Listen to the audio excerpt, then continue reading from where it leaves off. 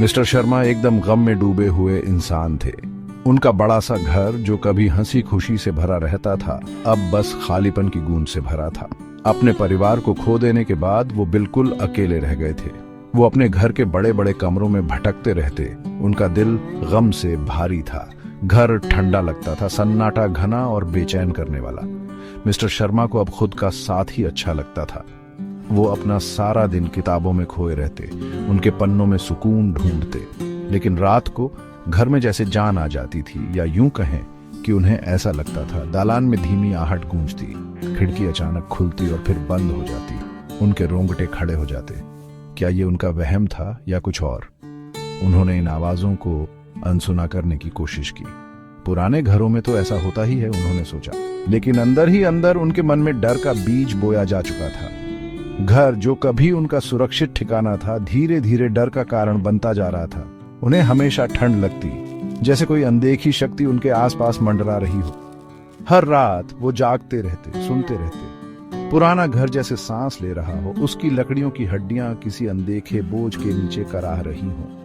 नींद जब भी आती बेचैन करती, डरावने सपनों से भरी हुई। दिन हफ्तों में बदल गए और ये अजीब घटनाएं होती रहीं। आवाजें अब और साफ सुनाई देने लगी थीं।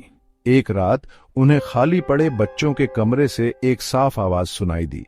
उनका दिल तेजी से धड़कने लगा। डर ने उन्हें जकड़ लिया, ठंडा और पसीने से तर। उन्होंने खुद को समझाने की कोशिश की। शायद कोई चूहा होगा, उन्होंने खुद से कहा। लेकिन दिल ही दिल में वो इस एहसास को झुठला नहीं पा रहे थे कि कुछ तो गड़बड़ है। घर में जैसे सांसें थम गई हों, सन्नाटा उनकी धड़कनों की आवाज से टूट रहा था। एक और रात जब वो आग के पास बैठकर किताब पैरेच रहे थे, उन्होंने उसे देख लिया। एक झिलमिलाती परछाई काली और बेडौल दरवाजे के सामने से गुजरी। वो पलक झपकते ही गायब हो गई, लेकिन उसकी तस्वीर उनके दिमाग में कैद हो गई। डर के मारे उनकी आवाज अटक गई। उन्होंने अपनी किताब जोर से बंद कर दी। उनका दिल तेजी से धड़क रहा था। उनके माथे पर ठंडा पसीना आ गया। वो चिल्लाना चाहते थे, जवाब मांगना चाहते थे, लेकिन डर ने उनके गले को घोंट दिया था। उन्होंने अपनी आंखें बंद कर लीं। उनके होंठ बिना आवाज के प्रार्थना कर रहे थे। सुबह थोड़ी राहत लेकर आई। धूल भरी खिड़कियों से आती सूरज की किरणें जैसे रात के सायों को दूर भगा रही थीं। उन्होंने खुद को समझाने की कोशिश की कि वो सब एक सपना था, उनकी ज्यादा सोच का नतीजा। वो अपने दिन के कामों में लग गए, अपने बगीचे की देखभाल की, अपने पसंदीदा बरगद के पेड़ के नीचे बैठकर किताब पढ़ी। लेकिन ये शांति ज्यादा देर नहीं टिकी। परछाइयों की याद उन्हें बार बार सता रही थी। उनके मन पर एक काला धब्बा। जैसे जैसे शाम हुई, वही बेचैनी लौट आई। उन्होंने खुद को हर आहट को ध्यान से सुनते हुए पाया। उनके रोंगटे खड़े हो रहे थे। उन्होंने पढ़ने की कोशिश की, लेकिन शब्द आंखों के सामने तैरने लगे। घर अलग सा लग रहा था, जैसे किसी अनदेखी ऊर्जा से भरा हुआ हो। उस रात आवाजें फिर से आईं, पहले से कहीं ज्यादा तेज। स्टडी रूम में एक किताब शेल्फ से गिर गई। उनके ऊपर वाले कमरे में एक कुर्सी घिसटने की आवाज आई। अब वो इसे नजरअंदाज नहीं कर सकते थे। उन्हें अपने डर का सामना करना ही था। अपनी सारी हिम्मत जुटाकर मिस्टर शर्मा कुर्सी से उठे। उन्होंने एक मोमबत्ती उठाई, जिसकी टिमटिमाती लौ उस अंधेरे को दूर करने के लिए नाकाफी थी जो उनके चारों ओर छाया हुआ था।